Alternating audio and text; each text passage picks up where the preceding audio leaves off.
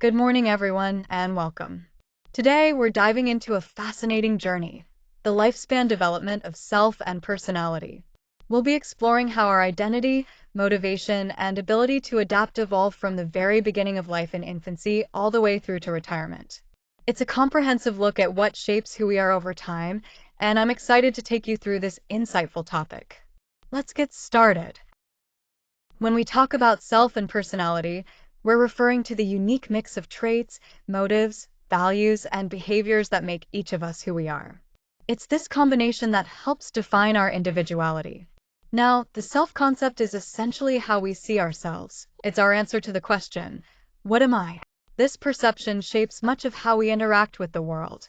Closely related is self-esteem, which is about how much value we place on ourselves. It's our overall sense of self-worth and reflects the question, how good am I? Moving further, identity brings everything together. It's our coherent and integrated understanding of who we are, where we're headed, and how we fit into society at large. All these components together form the foundation of our individuality, playing a vital role in our growth and development throughout life. When we talk about personality theories, it's important to start with the psychoanalytic perspective. Freud proposed that our personality is largely formed in the first 5 years of life through specific psychosexual stages. He emphasized that these early experiences have a lasting impact on who we become. Building on this, Erikson introduced a broader view with 8 psychosocial stages that span our entire lifespan, focusing on social conflicts we encounter at different ages. This highlights how personality evolves through ongoing challenges and resolutions. On the other hand, social learning theory offers a different angle, suggesting that personality isn't fixed but rather shaped continuously by our environment. Our behaviors change based on the social situations we're in, making personality more flexible and adaptable to context. This shows us that who we are can shift depending on our surroundings and experiences. When infants are born, they already possess a form of implicit self-awareness. This means they start to recognize their own bodies and understand that they can influence events around them, even if they're not yet consciously aware of it. Then, around 18 months, something remarkable happens. Infants begin to explicitly recognize themselves. This is often shown through tasks like mirror recognition, where they demonstrate an understanding of themselves as distinct individuals, including awareness of their age and gender. Temperament plays a big role in shaping the infant's emerging self. There are generally 3 types of temperaments: easy, meaning adaptable and generally positive; difficult, which is marked by irritability and irregularity; and slow to warm up, characterized by inhibition and mild negativity. Rothbard's model further breaks temperament into 3 key dimensions: surgency or extroversion, negative affectivity, and effortful control, which refers to the ability to regulate attention and behavior. It's important to remember that temperament isn't set in stone. Both genetic factors and environmental influences interact to shape an infant's temperament, which ultimately forms the groundwork for their personality as they grow. This interplay is crucial for understanding how identity develops over time. As children grow, their self-concept shifts from focusing primarily on visible, physical traits to encompassing inner qualities and social roles. This means they start to see themselves not just by how they look, but also by their thoughts, feelings, and how they relate to others. Self-esteem, or how much value they place on themselves, develops across different areas like school performance, friendships, behavior, athletic skills, and appearance. It's important to recognize that supportive and warm parenting, especially when parents are democratic and provide positive feedback, plays a crucial role in nurturing healthy self-esteem. According to Erikson's stages, children move through phases such as trust versus mistrust and initiative versus guilt, each representing key milestones in their emotional and social growth. Additionally, as children become more aware of others, they begin to compare themselves socially, which helps them understand their own strengths and areas for improvement relative to their peers. This social comparison is a natural part of how they develop a more complex sense of self.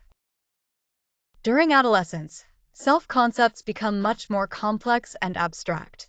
Teens start to view themselves not just in concrete, physical terms, but in terms of psychological traits and the social roles they play. This is a crucial period where they're figuring out who they really are. According to Erikson, They are in the identity versus role confusion stage, actively exploring different aspects of their identity to find a sense of self. There are different identity statuses that describe where adolescents might be in this journey. Diffusion means they haven't explored or committed to an identity. Foreclosure happens when they commit to an identity without much exploration. Moratorium is the stage of active exploration, and achievement is when they've resolved their identity and made firm commitments. For minority adolescents, developing a positive ethnic identity is especially important. It helps boost their self-esteem and serves as a protective factor against experiences of discrimination. Finally, identity formation is influenced by several factors, including family socialization, the support of peers, cognitive development, personality traits, and the broader cultural context. All these elements work together to shape the path of an adolescent's identity development. As we look at self and personality in adulthood, we see some clear trends. Self-esteem tends to rise throughout early and middle adulthood, staying fairly stable for a while before it begins to decline in very late old age. When it comes to personality, the big five traits become more consistent as we grow older. This aligns with what's called the maturity principle, where we generally see increases in conscientiousness, agreeableness, and emotional stability from adolescence through middle age. Culture plays a big role too. In individualistic cultures, people tend to focus more on their uniqueness and internal traits, while in collectivist cultures, the emphasis is more on social roles and interdependence. Personality stability itself is shaped by genetic and neurobiological factors, early life experiences, and environments that remain consistent. However, significant life changes or a poor fit between a person and their environment can trigger shifts in personality over time. When we think about facing endings, it's important to understand the emotional journey involved in death, dying, and bereavement. Elizabeth Kubler-Ross identified 5 emotional responses to dying: denial, anger, bargaining, depression, and acceptance. These are common reactions, but it's key to remember they aren't fixed stages that everyone experiences in the same order or intensity. There's been some valid critique of this model, too. Critics emphasize that these emotions don't always follow a linear path and can vary widely depending on an individual's personality and the nature of their illness. Importantly, people who are dying often focus just as much on living their remaining days as they do on the dying process itself. When someone experiences loss, bereavement typically unfolds through phases such as numbness, yearning or separation anxiety, despair, and eventually, a process of reorganization where life starts to find a new normal. The dual process model of grieving helps us understand this by showing that grieving isn't just about dealing with loss. It's a dynamic process where individuals oscillate between confronting their grief directly and focusing on restoration, or managing the practical changes and new roles that come with loss. Ultimately, the grieving process is complex and deeply personal. It often takes a long time and requires support that's empathetic and adaptable to each person's unique experience. This understanding can guide how we offer comfort and care during such difficult times. Let's explore how language develops from those very first sounds all the way to becoming skilled readers. It starts with early sounds like cooing, which are vowel-like noises babies make around 6 to 8 weeks old, and babbling, where babies repeat consonant-vowel combinations between 4 and 6 months. Around the 1-year mark, babies begin using first words called holophrases. These words often carry whole meanings, relying a lot on tone and context to communicate. By the time they're between 18 and 24 months, children start to use telegraphic speech, 2-word combinations that reflect their growing understanding of syntax and how words fit together.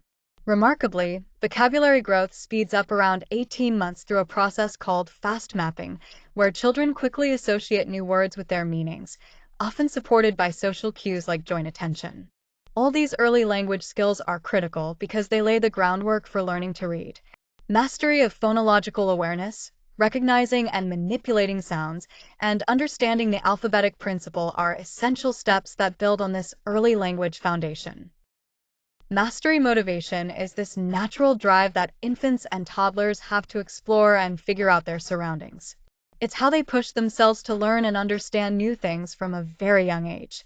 Caregivers play a crucial role here. Their responsiveness and providing rich sensory experiences really boost this motivation, helping children to keep trying and eventually succeed.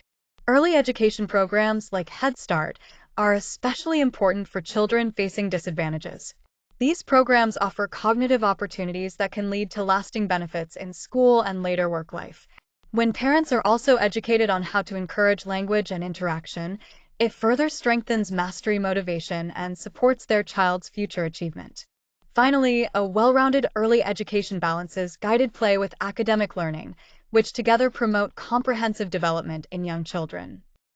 As children grow, their motivation shifts from focusing primarily on mastering new skills and putting in effort to more performance-oriented goals, like earning good grades and proving their ability to others. This is an important transition, but it can come with challenges depending on their mindset. For those with a growth mindset, who believe their abilities can improve through effort, we often see greater persistence, higher achievement, and stronger resilience when facing setbacks. On the other hand, students with a fixed mindset might shy away from challenges because they fear failure means they lack ability. That's where grit plays a crucial role.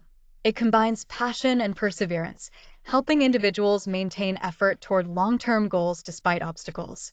Importantly, both parents and schools have a powerful influence in fostering growth mindsets by praising effort rather than innate talent, creating supportive environments, and encouraging children to focus on mastery and learning for its own sake. This approach fuels lifelong learning and achievement.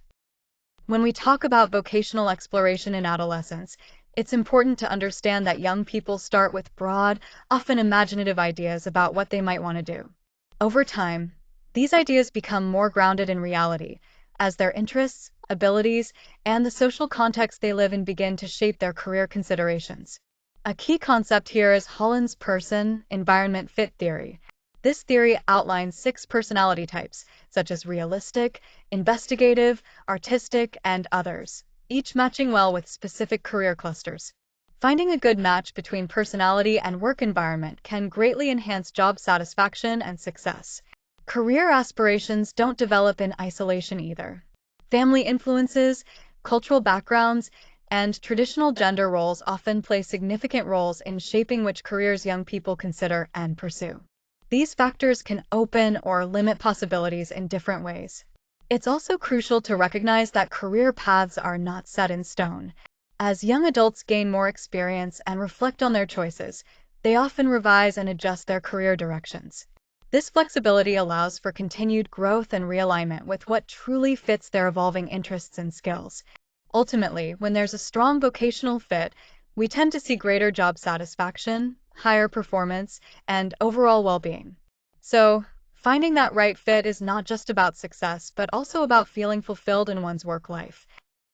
In early adulthood, many adults juggle multiple jobs as they search for a vocational fit that brings both satisfaction and success. This period is often about exploring different opportunities to find the right career path.